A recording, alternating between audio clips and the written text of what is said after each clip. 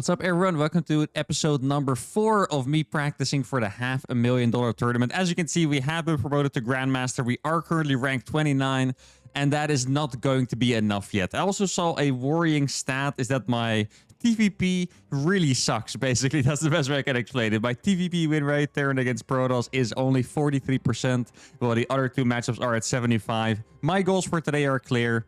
Let's begin. All right, the first game of the day is against the Grandmaster Protoss. All right, that is perfect. Now, we don't have that much time left before the big tournament, guys. I saw a lot of people ask, so let me think. The dates of the tournament, I'm pretty sure are... I think it's 6 and 7 December. So I might as well talk you guys through the format a little bit. I do also want to proxy this guy, by the way, so I need to maybe focus on that a little bit first. I think I'm just going to go for... probably a normal Proxy Reaper. I still really want to try that opening where I go for the Proxy Reaper into the double Cyclone drop. Like, that's an idea that I've... maybe I showed it twice. I think I showed it once. I'm not 100% sure, but I really did like that idea. So hopefully I can expand on that a little bit. But the format of the tournament is going to be... I have 0 points because I don't really compete in the circuit at all.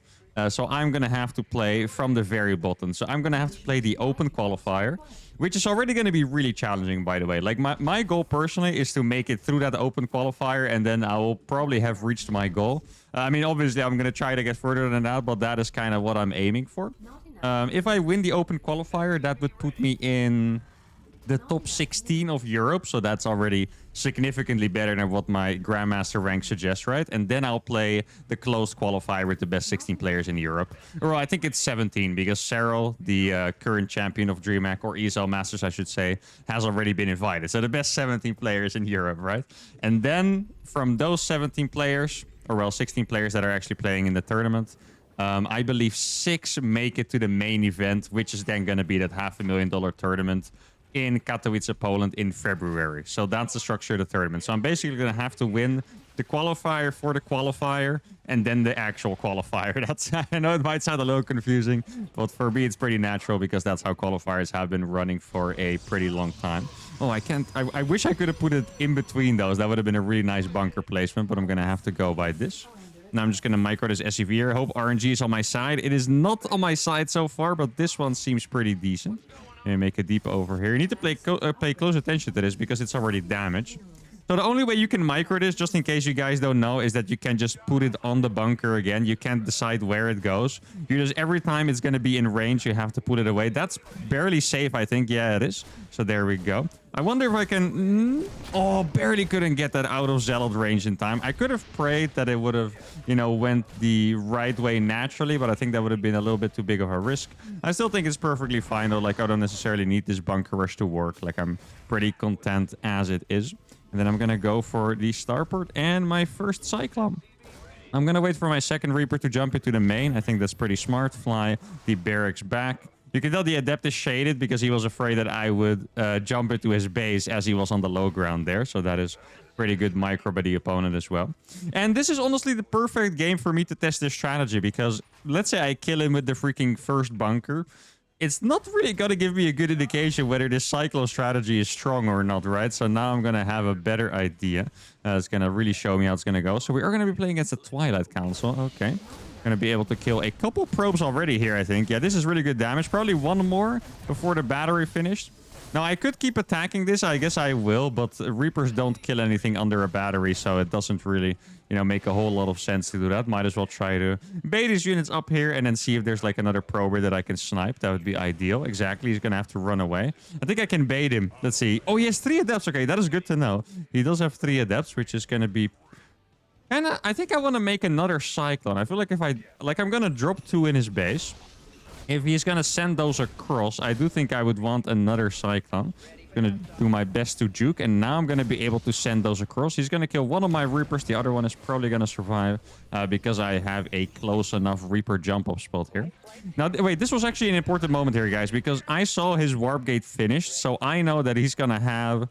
well, most likely he could warp something else, but at least 1 Stalker.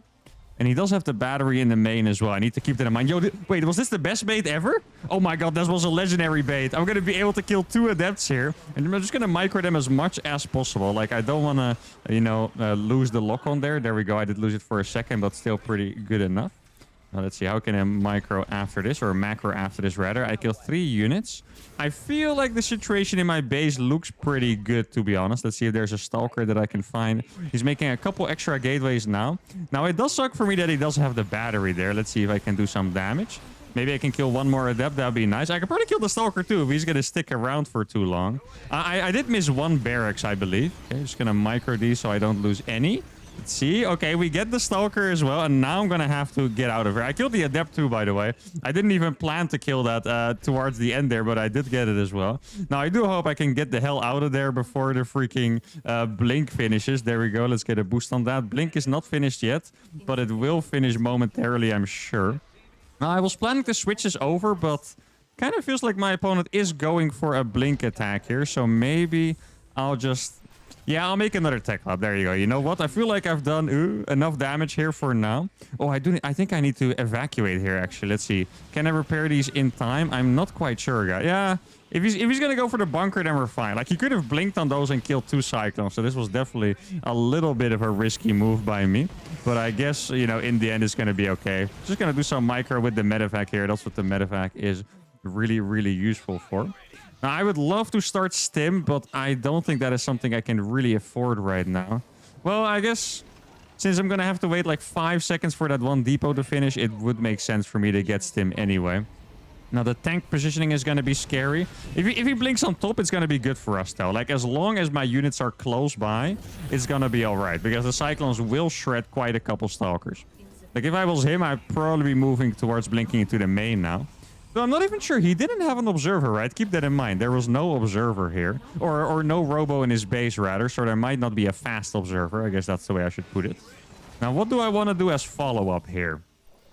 I feel like there's 2 choices. I could go into a macro game. Or I could go for a 5 racks 2 base push. I think it really depends on the build. You could say it depends on the amount of damage that you've done. But... I think it's more about the flow of my build. So does my build transition well into a 2-base all-in? I would say probably not, because if you look at the amount of resources I have now, it's almost 7 minutes in the game, and I still haven't been able to start the 4th and 5th barracks. Did I say? Yeah, I did. For some reason, I thought I said it backwards, 5th and 4th, but no, I did. I just did say it correctly, I believe. But I don't think 2-base all-in is going to be a smart choice here, so I'm going to go for the 3rd CC. I will definitely do a push behind this, because that's always how you want to play as Terran. You always want to put as much pressure on your opponents as possible, especially in PvP, I believe. Like, it's really... Well, I would say it's more about reading the opponent these days, because sometimes I do see the good Terran players, like the really good Terran players, they stay at the home for like 30 supply longer than I would expect. I know that's a weird metric, but usually Terrans push at like 100, 110 supply. Sometimes I would even see Clem stay at home until... Oh, that's a really good observer timing by him. Even stay at home until like 150 supply. So maybe... Oh, there's an observer right there. I kind of wish I still had the Raven. That does mean he could be going into my main base now with a Prism or with Blink Stalkers, because he saw me move out. You always have to be careful for that. So I'm just going to make sure to rally at home. I think having the Cyclone in front is kind of nice, because if there's like a Disruptor hiding in a bush or something, then the Cyclone is... Wait, can I kill that with a turret from here? I'm just going to try it. Yeah, I guess I might as well. That's really not that bad, actually, killing a... Well, yeah, it's not a free observer, right? But it's an easy kill on that observer. Let's see. Okay, looks like we're playing against a charge composition, so I would imagine there could still be Robo-Bay tech units on the way, but they're going to be a little later then. Wait, if he's going to let me on top of this battery, anti-armor missiles are going to be super good here, by the way. Look at that. His entire missile, or his entire army is going to be anti-armor missile. And now I can block this path. Here we go. Blocked it with the turrets, and I'm going to get the battery. He used the battery overcharge, but I got it in time. Every Zealot's pretty much already dead, and now I need to make sure I keep these Ravens alive with some good micro, and that means that base is going to die. I did fail again to put my camera hotkeys for some reason. Okay, he's going to try to go for these, but that is going to cost him the Immortal, I believe. Yeah, I do have the Concussor Cells. Let's do one more turret that's going to soak up the Zealot charge. And that looks like it's going to be it for the first game. Now, I definitely made a decent amount of mistakes here, but I think the strategy was quite good. Now, let's think about a couple of the mistakes I made, right? First of all, the macro was not very impressive, to be honest. Like the macro, I need to figure out the follow-up a little bit better for sure. The upgrades were fine. I think the third command center and the God, now I'm doubting myself. The fourth and fifth barracks were also fine. But I did make a mistake with the Ravens. Like I remember I still don't get the Matrix upgrade instantly. You do have to upgrade the Raven interference Matrix now, but I didn't do it right away. So I had to wait a little bit to land my barracks on the tech lab, delaying my medevacs and my combat shield. So that's a mistake. But thinking about it, like the micro wasn't perfect, to be honest. I'm not going to blame myself. It's freaking colder these days, guys. My hands are cold. Like I'm not even trying to make excuses here. My hands are actually very cold. So for me, this was a warm-up game. But the macro could have been better, not just in terms of speed, but I also need to figure it out a bit more. I do like the strategy. Probably try it again later. For now, fantastic warm-up game. Let's keep it going. Right, game number 2 is against Thriving GG. All right, our ZVZ nemesis. But this time we're going to be playing TVZ against him. Now, it has actually been very colder these days. I think overall in Europe, not that is very funny. I mean, he did beat us the last time, I believe, right, in the ZVZ. That's really funny. I like this guy. I think he's also a streamer, by the way. If you guys have been enjoying his antics, make sure to... I'm pretty sure it's... I would guess. I'm not 100% sure. I know he sometimes comments on these videos, so maybe he'll correct me. But I think his Twitch is probably the same name as his in-game ID, Thriving GG. I'm not 100% sure, but you guys can probably find him if you Google it. But yeah, I just wanted to say, it's been... Like, I don't do well with cold, guys. It's been like... It's not even super cold. It's like around the freezing point, I guess. Like 0 degrees Celsius or... What is that in Freedom? 35? 35 in Freedom units, I believe. Something like that. 33, 38. I don't know. But even my brother, for example, he's in freaking -10 right now, which, well, that is in Freedom units. I don't know anymore, to be honest, but it's just very cold all around. And also in Eastern Europe, some of you guys are having some freaking wicked snowstorms and stuff. Hope you're all okay. I'd like to imagine you guys are just, you know, you got free from work because it's the weather's too bad outside. You're sitting inside very cozy with a fire. Hot chocolate milk, watching some thermy games. That's what I like to imagine, but sometimes, you know, the reality is different, of course. Just hope you guys are all okay anyway. Like today, I was planning to use the same hoodie that I was using for the last couple of videos, but I decided it didn't cut it anymore with this it's freezing cold out here. It's just, you know, I also pretty carefully planned my trip to Mexico. I'm going to Mexico in 2 weeks for 3 months. I'll explain it when I get there, because I'm sure you guys, there's always people asking why the hell I'm there and stuff. But anyway, I did make sure to plan it to go when it was freaking winter here, because I don't like the cold. And then I plan to come back before it's summer there, because it's too freaking warm. Like in the summer there is like 40 degrees Celsius every day. I think that is... I'm going to say it's 102 in Freedom. Could be 95 or 110. But I'm going to say it's 102. So it's very freaking warm anyway. So got to be smart with the seasons, guys. Got to be smart with the seasons. Now, what am I going to do against... I had a build last time. I don't think I... Did I do this build on a video, or was I just practicing alone? I'm not 100% sure, actually. The build I was doing was going for 2 Cyclones into Hellions.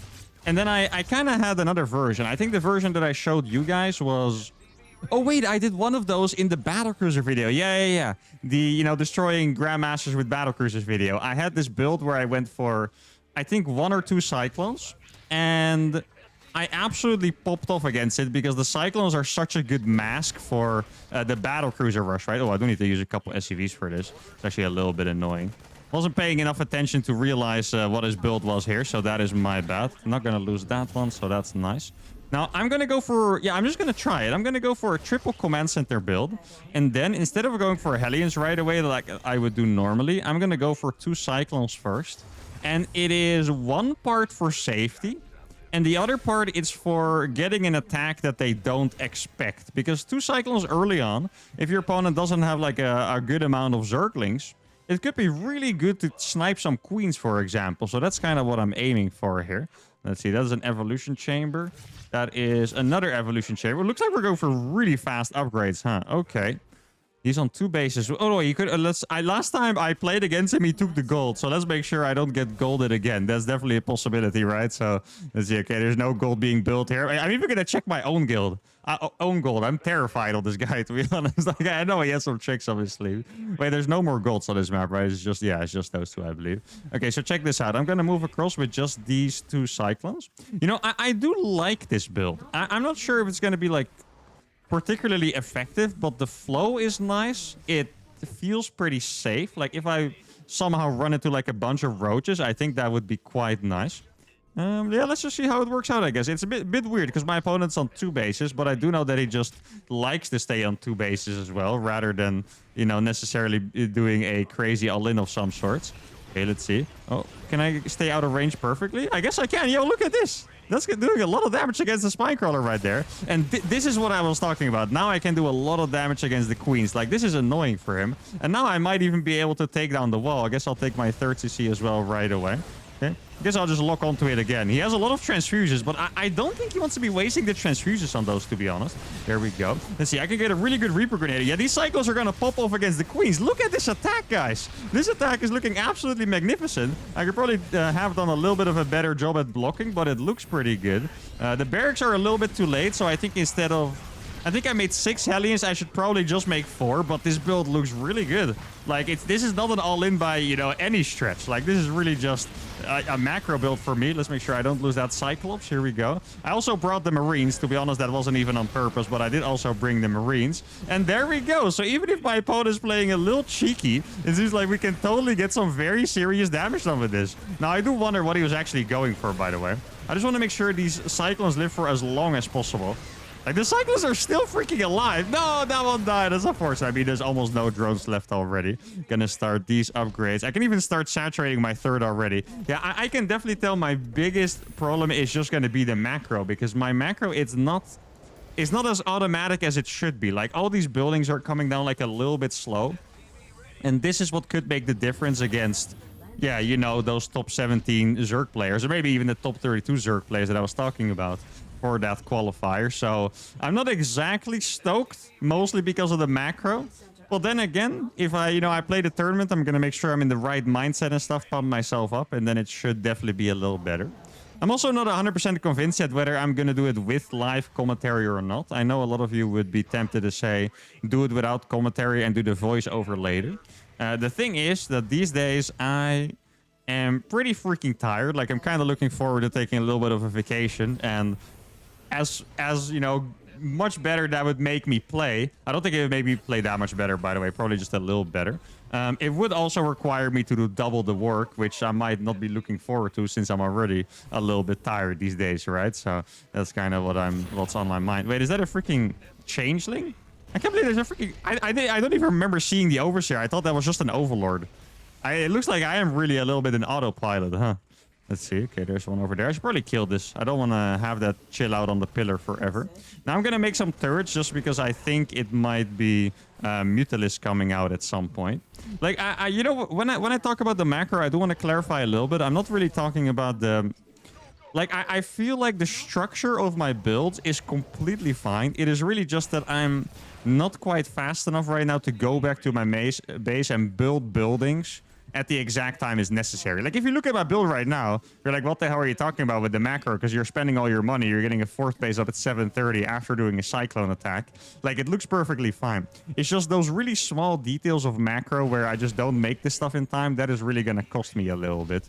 So that's what I need to work on. I feel like whenever I am not super busy with like some kind of new attack I'm doing, then the macro looks perfectly fine. Like, right now I'm spending my money perfectly on time. But otherwise, it is not quite perfect yet. Now, even this one Liberator is kind of a cool addition to the build. You wouldn't normally make that, but I have been enjoying it, I have to say. Now, we looks like we're playing against Hydras. Okay, well, maybe he's taking a little bit of a page out of my book. That's very possible. Let's get you back inside here, my friend, instead of mining super inefficiently. That is not enough Hydras to... Well... I shouldn't say that too confident. What's his upgrade? Yeah, he does have upgrades. He does have one for the Hydras. Oh, he's going to walk into the Widow Mines. That's going to cost him all of those queens right away. Yeah, I definitely have enough Marines here to take this down. And that is going to be it for the TVG. Now, obviously, he was dancing the Overseer there. I saw that. Well played. We did get a really big advantage from the start. But I want to say this game, to me, feels very similar to the first game. I know the first game might have looked a little difficult because I didn't do as much damage early on. But it's pretty similar that my strategy is really works really well. The follow-up of the build seems very good in both cases. It is just the macro that is lacking so far. So that's going to require me to play a couple more games. I was even thinking about recording 2 episodes of this in a row. I don't usually do that. If you guys want to know how I record, I really record it, you know, in the order that I upload the video. So like one Terran video. So after this, I think I would be recording a Protoss video or a Zerg video. I'm not sure, but I'm kind of feeling like maybe I should just record like a bunch of these so I can really, you know, get my macro, but get the mechanics back up, because this tournament is going to happen in 1 week. Don't have that much time left. That's it for game number 2. Let's go to game number 3. All right, game number 3 is against another Grandmaster Protoss. All right, I'm really happy to see this because we have to get through it. You know, I'm not great against Protoss. We're going to lose more than we are against the other races, but it's, you know, we'll have to get through that to be able to qualify. In case you guys didn't know, the race distribution for pro tournaments is a little funky. So at the very top, Protoss is the least represented. I think typically, I guess you could say that the top 10 or maybe top 8 usually has 2 Protoss players, right? So it's not that many. And then the most represented race could be either Terran or Zerg. I feel like in the biggest tournaments, it's usually Zerg. In a lot of the like smaller premier tournaments, it is more often Terran. Why exactly that is, I'm not 100% sure, to be honest, but that's how it works. But if you go to like slightly lower level, so like really high level, like top 32 Europe, but not the highest, then Protoss is actually super dominant. So typically in the ESL Masters Europe, which is the highest possible competition or the highest level competition, I always say highest possible, and it makes me just, I feel like it sounds like everyone is just hella stoned or something. About the highest level competition in Europe usually has 20 Protoss players out of 32 players. So they're incredibly dominant, which means that if I want to get to my goal, which is to that top 16, 17 in Europe, I'll probably have to go to 3 Protoss players. And I think I mentioned this before in one of the other videos or one of the other episodes of this little saga we have going. Is that, yeah, since I have 0 points, what that means is that we are going to have the lowest seed in the qualifier, which means we are probably going to be playing as the best Protoss players in that qualifier. So, you know, no matter which way I look at it, I will have to beat a lot of Protoss players, and Protoss players better than the ones I would want to be beating, I guess, in that tournament. So that's, yeah, I guess... Gonna be a tough one, but we'll see. Now I'm gonna do an engineering bay block here just because my opponent didn't build the Nexus. The Nexus should have been down, but it wasn't. I mean, that's the only reason. I was gonna go for like a bunker rush, kind of similar to what I did in the first game today. But since there was no Nexus, I guess I could just make an eBay, and you know, this is gonna cost him a decent amount of minerals. Let's see, maybe I can delay him even more with like, there we go, with a little Reaper grenade. Gonna kill a probe as well. Yeah, this is a pretty nice start, I have to say. And I'm still going to be following it up into, what's it called? There's one HP probe. Yeah, exactly. There we go. Going to be following it up with that Cyclone drop just like last time. Now, it is possible that my opponent is proxying me as well. Like, the probe left suspiciously early. Normally, it sticks around. So it's not unlikely at all that there would be like a proxy Stargate next to my base or something, right? So I'm going to have to keep that in mind. I mean, I'm going to go for the Cyclones anyway, which should be pretty decent defensively no matter what. Well, that's not exactly accurate. There's definitely some things that are going to make this really hard. Oh, good micro by the opponent here. Let's see. I should be able to kill a couple more pros at least. There we go. And escape with one of the Reapers, I think. Let's see. Yeah, this one is going to get out. There's one more 1 HP probe that I really want to kill. I know I'm being so greedy. No, I guess we're not going to be able to get it. Let's make a supply depot as well. Barracks is coming back home. That's actually the thing. It sounds really, really weird, but that's the thing I forget the most when I do a proxy Reaper, is to fly my barracks back. Like, for some reason, I'm just like, I'm macroing at home, and, you know, I'm vibing out, and I'm making Starport, and I'm microing my Reapers, and blah, blah, and then after a while, I see my barracks is just freaking there, or something. Like, it always looks a little silly. Now, my opponent did make Stalkers, as opposed to the Adepts that we were facing in the first game. So that is probably going to make this Cyclone drop a lot harder. The thing is, I mostly want to do this for harassment on the mineral line. I don't necessarily want to fight the army. It is going to be a Twilight Council, as you know, I expected. Not because I scouted anything in particular, but it's just everyone always plays Twilight. Like Stargate, even though I think Stargate's really good, it's just very rare. I think maybe because Terran players do a lot of really weird, tricky builds in the early game. And if you play Blink, everything is just a little more straightforward. Like, you're not... Yeah, I mean, I feel like if you have Blink plus an Observer, you can already counter everything that can attack you. From battle cruisers to Cyclone attacks to... Like, it really doesn't matter. You can counter all of it. Now, I guess I'm going to go for the extra tech lab style this time, see how it works out. My follow-up is already like significantly better than the last time, so that is at least a nice improvement. Not quite sure what I want to be doing with my starport right now. Okay, this is what I was talking about. Look, we're going to be able to kill a decent amount of probes with this. I think it should be about 4 or 5 probes dying. It was in fact 6 probes already. Yeah, this looks really, really nice. And now I'm also going to be able to tell if his stalkers are at home or not. Okay, there they are. Blink is probably not finished yet. I'm going to be able to save that, I hope. Okay, unless Blink finished that moment, we would have saved it. Now, I am behind 1 depot, but I already have a second tank on the way, so that's going to be completely fine. So it's always a bit funny to look at supply blocks. Like, I've had moments, actually macro in general. It's really funny to read the comments sometimes. This was a macro mistake, right? Like, I got supply blocked a little bit. But sometimes I get people telling me that I was supply blocked when I wasn't. And it's because some builds, your supply just looks like, you know, 54 out of 54, but everything is producing. Like, it's just a part of the build. It's also funny, when I was playing... I'm not quite sure what video this was, but I was playing Protoss. And I had like 1,000 in the bank. And I was getting a lot of comments. Man, your macro's bad. You were floating. But I wasn't floating money at all. That's just kind of how Protoss works. Like, you have 10 gateways. I was waiting to warp in 10 Dark Templars. Like, I need the money for it, right? Like, you just spend it all at once. So it's kind of funny to see like some misconception of macro there. I'm not sure how I got on this topic because this was an actual macro mistake. But still. Well, okay, I'll put it this way. I'm not sure if we're ahead. But if we're not ahead, the build sucks. I mean, well, yeah, it's not always that straightforward. Like, sometimes your opponent does something very specific that's, you know, good against your build. Like, maybe he took a third faster so he could replenish the probes faster. Whatever, right? But I feel like I did... There's an observer over here and it's annoying me. I don't have a scan yet to kill it, though. Oh, I did get a scan just now, right? Yeah, I did see the button light up, exactly. Is it still there? It is still there. It's moving away. No, come here. I'm going to try because I want to kill it, exactly.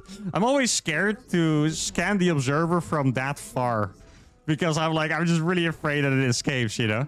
Okay, let's see what he has. Yeah, so he does have a third base already. I'm going to be paying it close attention here. There we go. Another 3 probes. Yo, this harassment is very good. Like... I mean, not necessarily my harassment this game, but the Cyclone drop? It's proving to be very, very valuable. Now, I guess this game is going to be a really good replay to analyze because I'll be able to tell what follow-up I should do against the most standard Blink follow-up. Because I have a feeling that maybe I shouldn't have made so many tanks. Maybe I should have gone for a 5 racks. Maybe I should have delayed the engineering base so I could have gotten a 3rd command center faster, etc. Because now, my economy is not really that great. Okay, looks like my opponent is quite ready for this attack. I'm actually going to zoom by and drop over there. This map is a really freaking good tank position, by the way. I just found this. Look at this. I can siege down here, and it's going to be really nice. Okay, he has no gases. I shouldn't fight here. The only reason I'm here is to get some free trades. Besides that, I should run away, right? I'm going to get some free trades, and then when the tanks are dead, I'm going to be able to run away. I'm going to kill all of those stalkers, actually. And there we go. I mean, the Cyclone drop killed a lot of workers, denied everything. These Cyclones have 13 probe kills, by the way, so super, super valuable. And man, this game looked really, really nice. Let's look at the situation right before the fight. If we look at the supply here, well, he got supply block. That's a little nasty. How many gates does he have? He has 8 gateways. So he basically has 100 supply. Like with Protoss, you have to be a little more honest. If you look at this like, oh my god, you're 20 supply up, but he's about to warp in 8 zealots. Like Protoss makes everything at once. There's no like constant production, right? So it's 100 supply against 106. So you would say, oh, so you went really far ahead.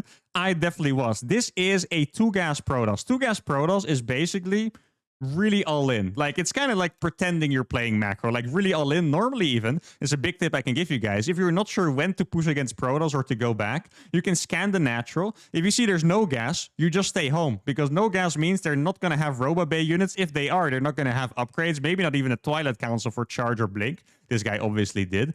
So you can just stay at home, make Widow Mines, which are really good against like those high gateway counts, and then you're going to be fine. This game, the fact that I could push across and kill him when he is doing the hardest defensive all-in you can do is really good news. We were actually very significantly ahead this game, and I'm very happy to see this. This was a 5-6 Grandmaster Protoss, and maybe we're back. Maybe we're learning our TVP again with this build. Obviously, it's just one strategy. I need a lot more, but this is good news. I'm not done yet. Let's go to game number 4. All right, game number 4 is against a higher Grandmaster Protoss. All right, very cool. So we can really, have a good TVP session here. 5.9k, almost the same MMR as me. I do want to, MMR is not that important, guys. In fact, I mean, it's a decent indicator of skill, but it's not that important. Like, I was 6k when I played in the last Home Story Cup when I 2-0'd a 6.7k Terran. Not to say I'm better than that guy, because I'm definitely not, but... it doesn't mean everything, but I would like to be able to raise it a little bit. I do place a little bit of value in that MMR. I think it's... I feel like ladder MMR is an indicator of being solid against a wide variety of things. So like multiple races, multiple strategies, cheesy stuff, macro stuff, right? Like it does give an indicator of how solid you are. I guess that is the best way to put it. So... being around 6k, I mean, it's not all that bad. I know I'm probably a little bit better than this, but I would like to be able to... I think I at least want to try to be 6.2k by the time I play the tournament, which, that is a decent amount of MMR to gain in just a little time span. But I think we can do it. I mean, I'm also going to be doing like a little more focused practice off stream. Going to try to get in 5 games here and there. I mean, like I said before, I don't have enough time as I would have wanted for this. And enough energy for that matter, right? Like beside like recording videos and going to the gym and all that kind of stuff. Working on some other projects. Like the holdout challenge that I recently announced, by the way. Very excited for that one. Also working on some other big projects. But if I can like get like 10 extra games in a week of, recording, it's going to make a little bit of a difference. Like it might not be like super noticeable, but it's going to make a difference. It's kind of like going to the gym, like if you go to the gym once, I mean... maybe if you're imagining it, but you're not going to see like a crazy amount of a muscle just appear out of nowhere, right? But there is a difference being made. That's kind of how I see it as well. Let's see. Does he have... also no Nexus. All right, so we're going to be able to do the engineering bay block again. This is pretty much what happened last game. Now, this game I actually wanted to go for a different strategy. I didn't want to... I can still change it, right? I don't want to go for the Cyclone drop here. I want to do something a little different. I wanted to go for the Marauder strategy. I should have walled this off, by the way. That's a mistake by me. I should have full walled it. Okay, so here we go. Now I'm going to be starting to make Marauders. I'm not quite sure if this is the right choice, considering my opponent doesn't have the Nexus. Like, this is a little bit more of an all-in strategy that's going to have a weakness against Stargate, for example. I think I'm just going to cancel that already. I didn't see a probe nearby, so I can probably dodge that Stalker. I just need to be fast enough. Exactly. Then I'm going to be starting to make Marauders here. I guess I could make one Hellion. Yeah, I'll make a Hellion. That's normally what you would do with this build. I'll rally it across. I'll get the Starport as well. Now, one thing that I thought was very interesting is that this build might now be better with the Cyclone change. I'm not 100% sure if that is true. But I think it might be better after the Cyclone change, because now you have a faster unit you can build against Stargate, right? So, wait, I think I'm going to kill this one. Yeah, exactly. So my Hellion doesn't get supply blocked. I know it sounds like a crazy decision, but this attack needs to do damage. So if I got supply blocked a little bit there, I'm going to kill my own SCV. Seems a little harsh, but it's true. But yeah, now I have a faster answer to Stargate, if it is Stargate, because I can make Cyclones without a Tech Lab. That is quite important. Now, let's see what we can find here. He doesn't have the probe at home, guys. Is there a Stalker to kill? Oh, the battery. Can I kill that before the battery finishes? It's so close, actually. Oh, no, it's 1 HP. Then I'll have to kill the battery. I'm kind of tempted to... yeah, I'm going to go for the Cyclone anyway. Like, the thing is, guys, if the Nexus doesn't finish, he can't use battery overcharge. So you need to keep that in mind. I do have a lot of units here. I think we can probably just power through the battery, to be honest. Let's see. I'm going to do a lot of damage to that one. Yeah, now I'm going to go for it. Like, Stalkers take double damage, exactly. The Nexus is going to finish now. He's probably going to have battery overcharge right away. Oh, I still got the Stalker there. That is massive. And now the battery overcharge is popped. I'm going to be able to rally this one across. I think I'm going to go for a Viking after, just in case it is indeed a Stargate. Now, I do have 4 freaking Marauders here, guys. But the thing is, I'm going to have the medevac, and this is the play that really is, the game changer here. I can just elevate her up into his main base, which is a massive moment. Okay, there we go. We are going to be playing against an Oracle. So now we can see how I can counter it. I could probably just kill this Stalker, actually. I can kill the Stalker. I can kill this Stalker, too. Like, he needs to use the Oracle. I know he doesn't want to, because I can just lift up into the medevac. Yo, this is such a cool checkmate play here. He doesn't want to use the Oracle, because I also have the Hellions, and I can just pick up the units. But I mean, if he doesn't use it, I'm going to be able to target that one down. Is he going to use both oracles? He's not going to use both of them. And there we go. I'm just going to pick up. And now I have all these units coming across that do shoot up with the new Cyclone. And this is very exciting. Now I need to be super careful here. Just because there's the batteries, right? Like, the batteries are going to be a little problematic. Here we go. I'm going to lock onto the Oracle. Let's see if he's responding. Yeah, he doesn't realize I have the Oracles here. Exactly, man. This build is freaking cool now. Like, these Cyclones normally I wouldn't have. That's going to run out of energy. I think even with the battery overcharge, he can't save this Stalker anymore because there's just too many freaking Marauders. Look at that. There we go. That's going to die. And my army. All right, guys. I like this. My army very, very strong. I think this is the first time I've tried this with the Cyclones. Normally, with this build, you just lose against Stargate because unless you kill them before, of course, like there's definitely some outplay potential, right? Like these Marauders could have done a lot of damage. Like the Oracle would have had to activate, but then again, he would have been able to warp more and more units over time, get more Oracles. But with the Cyclones, actually being able to take care of Oracles, and more importantly, what this guy didn't do is take care of Void Rays. Void Rays would have been stronger against my strategy, 100%. It's mostly just about the Stargate. Even a Phoenix will just be able to lift Hellions, kill the Medevac for free, etc.